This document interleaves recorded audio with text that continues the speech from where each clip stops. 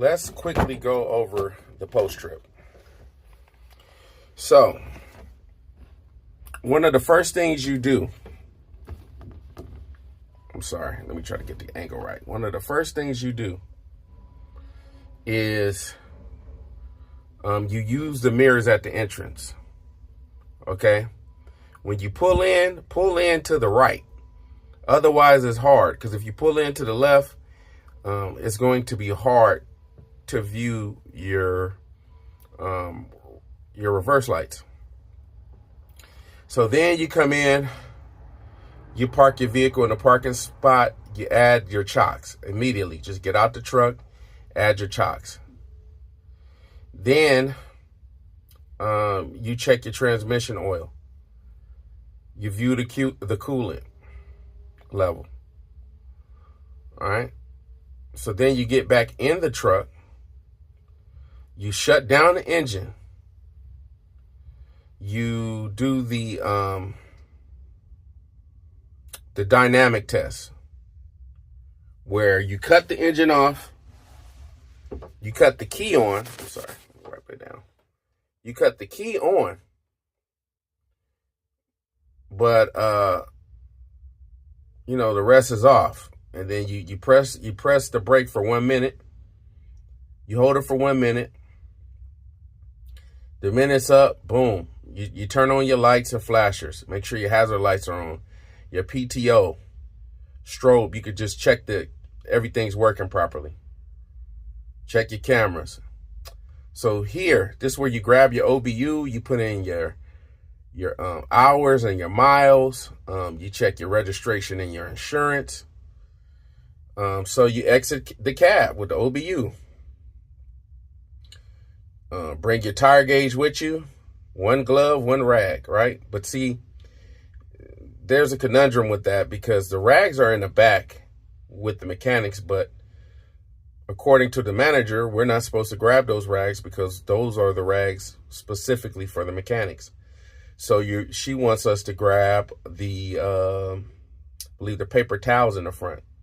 So you grab a paper towel after you clock in. That way you'll have something when you check the transmission oil. So now you start doing they blow the horn, you go around, you check counterclockwise. For commercial drivers, that's the left side. And we work our way around. We check the side of the truck. We check tires,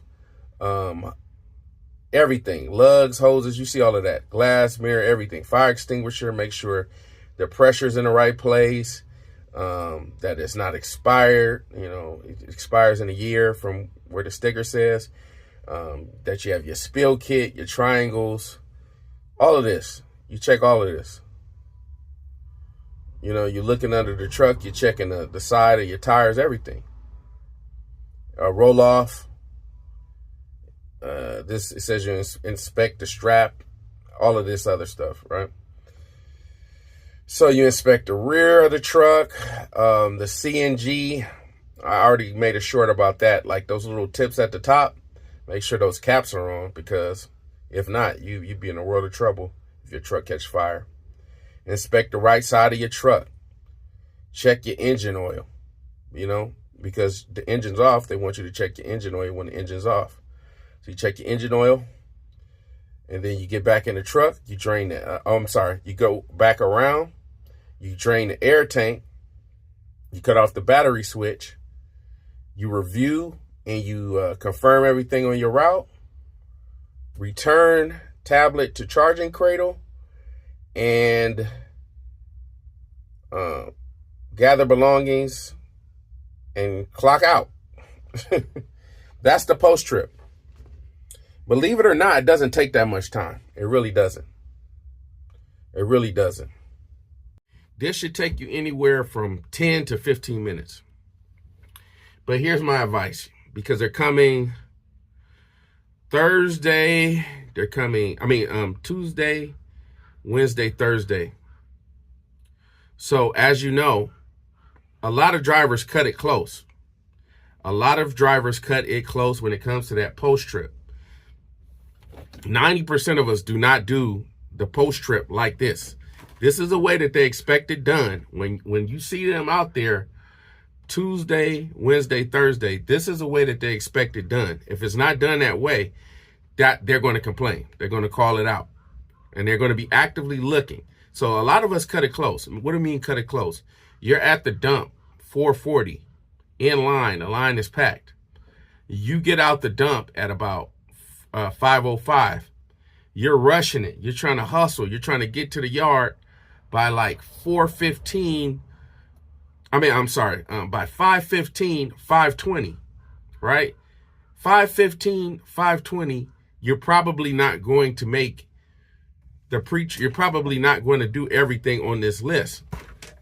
That's where the problem happens, because if you know that you're cutting it close on these days, Tuesday, Wednesday, Thursday, it's probably better to bring the truck in full if you're going to do the full post trip, instead of bringing it in and trying to cut corners on your post trip. It's going to be a world of problems for you. I already see this happening. I already know this is going to happen. They're going to be here for 3 days. So this stuff is going to get exposed.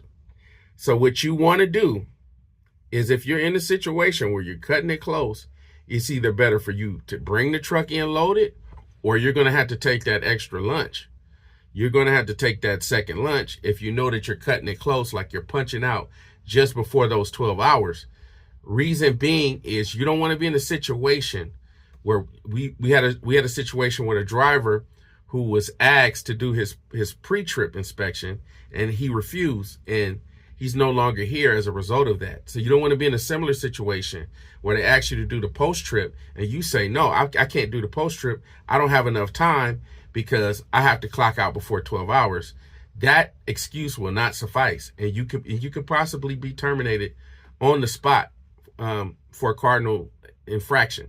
So I'm just letting you know ahead of time, you trying to cut the post-trip short because you're trying to rush it. You got between 5:20, you just pulled in the yard at 5:17, 5:18, and you're trying to rush it. You're trying to get in that spot. You're trying to hurry up and cut corners on the post-trip because you want to clock out before the 12 hours. That's not what you should do when corporate's here, because when corporate gets here, they're looking. They don't care that you got to punch out before 12 hours. It's probably better that you just go over the 12 hours that day and take a lunch in that break room afterwards, rather than risk a cardinal infraction. So I make these videos to try to educate drivers, so that way they're not in a situation like homeboy that's no longer here. I usually don't use names. So there you go. That's the post trip. That's some game that you could use, because I'm telling you, once they show up, they're just observing, reporting. That's it. They're not about to sit up here and hold anybody's hands or coach nobody. That's not why they're here. They're here to just observe, report, make their assessments, and give us the rules and the changes that they're going to make. So with that being said, I'm out.